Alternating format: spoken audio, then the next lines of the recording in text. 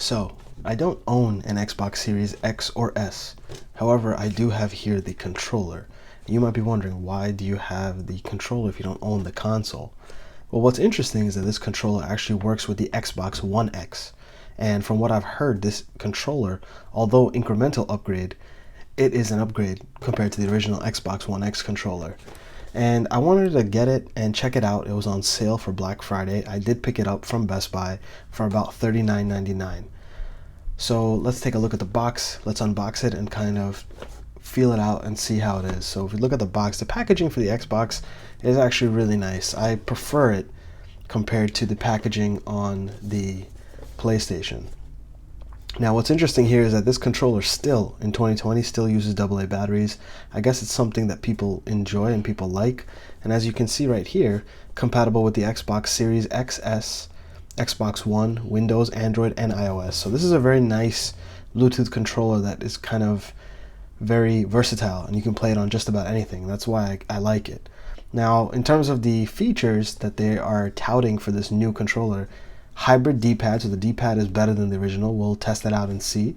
A new share button, Bluetooth and wireless support, so I guess maybe it has a better Bluetooth receiver, and a textured grip. Now the PlayStation 5 also has a very nice grip on the controller, and the controller really makes a big difference having a comfortable controller. So maybe having this better controller will make me want to actually play the Xbox a little more, because primarily I use the PlayStation. So let's unbox it. Very nice pull tab right here. Don't need any tools. It's a nice touch. So let's see what's inside. And here we are, presented to us in a very fancy way.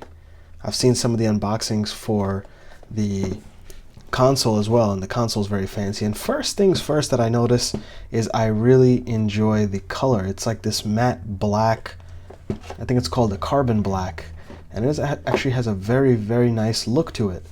If you compare that to the original Xbox has this very dark color to it. This has almost a light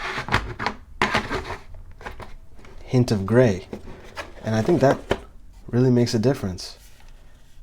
Okay, feeling the controller for the first time, has a decent weight to it and feels really good. It's hard to describe, but this matte finish here in the front actually feels really nice.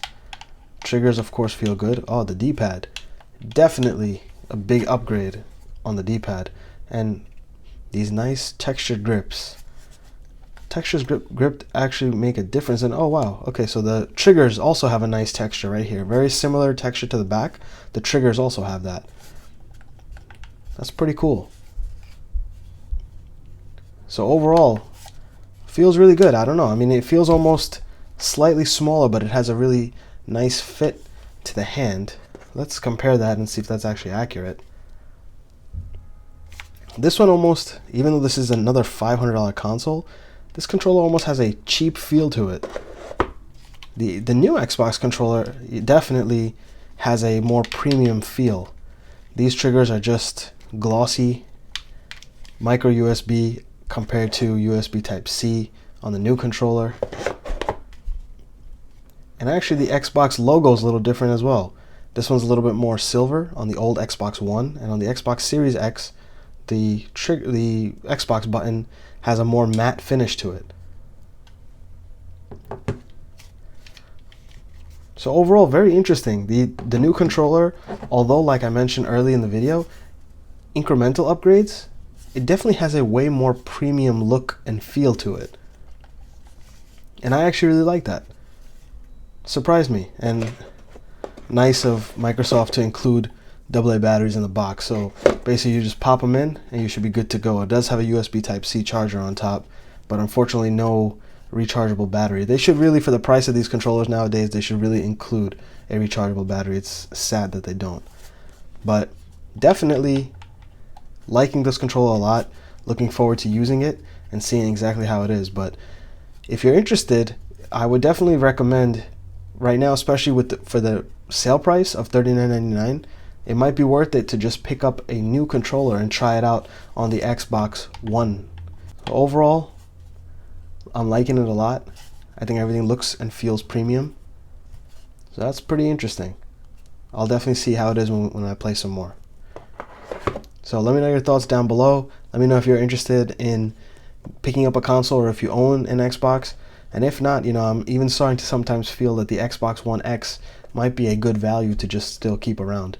So I'd like to definitely upgrade the controller and still continue to use my Xbox One X. Let me know your thoughts down below, and until next time.